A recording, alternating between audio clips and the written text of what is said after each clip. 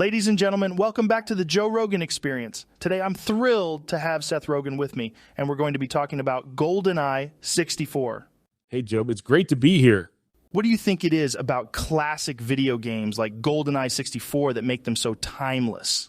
I think it's partly nostalgia, but also the fact that they were just really well-designed games. They were simple enough to pick up and play, but also had enough depth to keep you engaged for hours.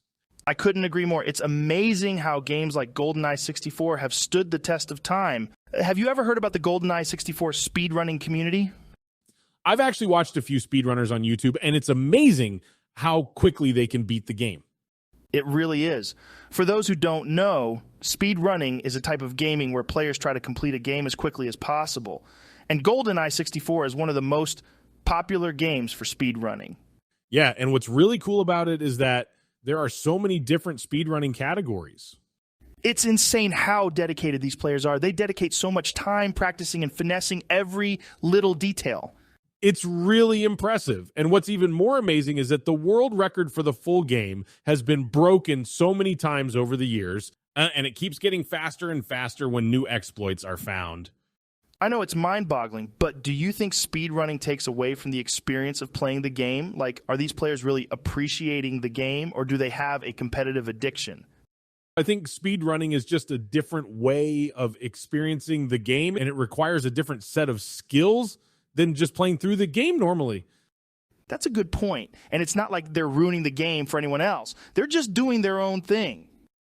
Exactly. Goldeneye 64 has such a passionate and dedicated community even after all these years. Yeah, it's a testament to how great the game is. And it's always impressive to see people pushing the limits of what's possible. Definitely. I think it's really inspiring, and it makes me want to go back and play Goldeneye 64 again.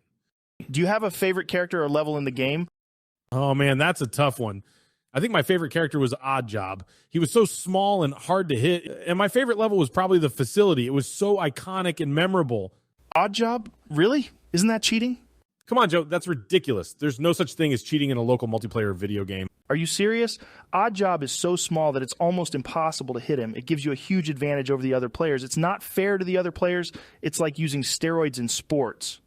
Okay, maybe it's unfair, but I still think it's fun to play as Oddjob. GoldenEye 64's gameplay and engine programmer Mark Edmonds was actually quoted in an interview saying that it's definitely cheating to play as Oddjob and that they could have put something in to stop this. But why not just let players decide on their own rules?